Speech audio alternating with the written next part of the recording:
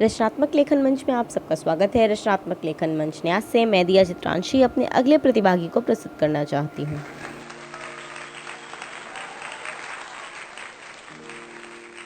नमस्कार साथियों, मैं मुनीन्द्र प्रताप मुंशी प्रेमचंद जी की जयंती के उपलक्ष्य में रचनात्मक लेखन मंच न्यास और इस कार्यक्रम की सचिव श्रीमती विनीता सिसोदिया मैम जी को धन्यवाद करते हुए प्रेमचंद जी की द्वारा लिखी गई एक मार्मिक व भावपूर्ण कहानी कफन का सारांश आप सभी के सामने प्रस्तुत करने जा रहा हूँ।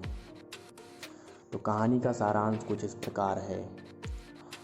झोपड़े के द्वार पर बाप और बेटा दोनों एक बुझे हुए अलाव के सामने चुपचाप बैठे हुए हैं और अंदर बेटे की जवान बीबी बुधिया प्रसव वेदना से पछाड़ खा रही थी।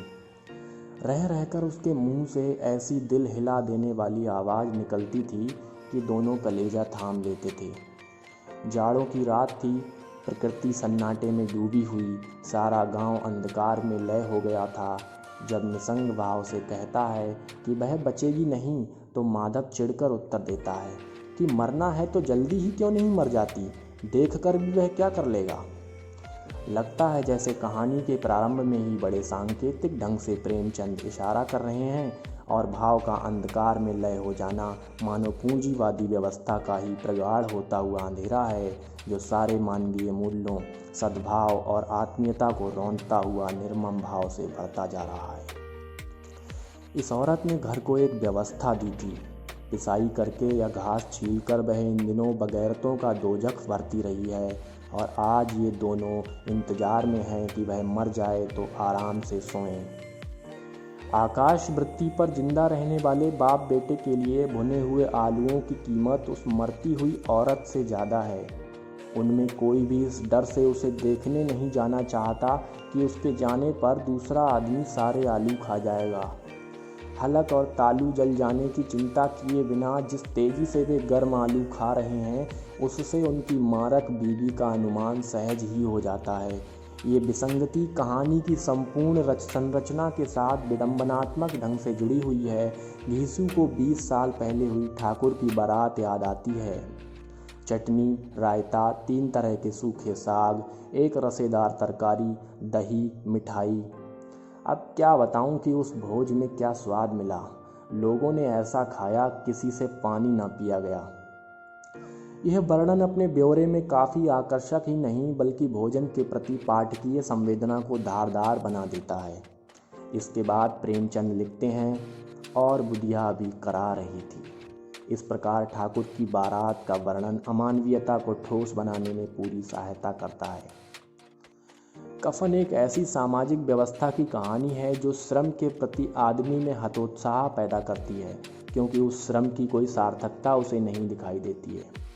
क्योंकि जिस समाज में रात दिन मेहनत करने वालों की हालत उनकी हालत से बहुत कुछ अच्छी नहीं थी, और किसानों के मुकाबले में वे लोग जो किसानों की दुर्बलताओं से लाभ उठाना जानते थे कहीं ज़्यादा संपन्न थे, वहाँ इस तरह की मनोवृत्ति का पैदा हो जाना कोई अचरज की बात ना थी। फिर भी उसे तकसीन तो थी ही कि अगर वह फटेहाल है तो कम से कम उसे किसानों की सी जी तोड़ मेहनत तुक नहीं करनी पड़ती। उसकी सरलता और निरीहता से दूसरे लोग बेजा फ़ायदा तो नहीं उठाते। 20 साल तक ये व्यवस्था आदमी को भरपेट भोजन के बिना रखती है, इसलिए आवश्यक नहीं कि अपने परिवार के ही एक सदस्य के मरने जीने से ज़्यादा चिंता उन्हें अपने पेट भरने की होती है। औरत के मर जाने पर कफन का चंदा हाथ में आने पर उनकी नीयत बदलने लगती है।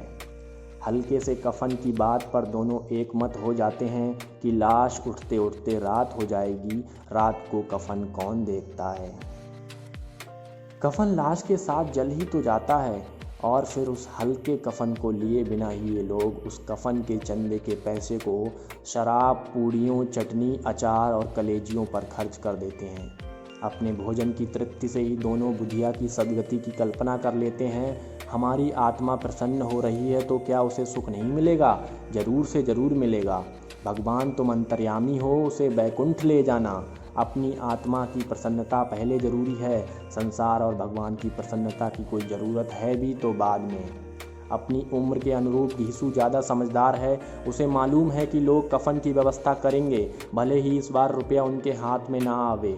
नशे की हालत में माधव जब पत्नी के अथाह दुख भोगने की सोचकर रोने लगता है तो घीसू उसे चुप कराता है। हमारे परंपरागत ज्ञान के सहारे की मर कर वह मुक्त हो गई है और इस जंजाल से छूट गई है।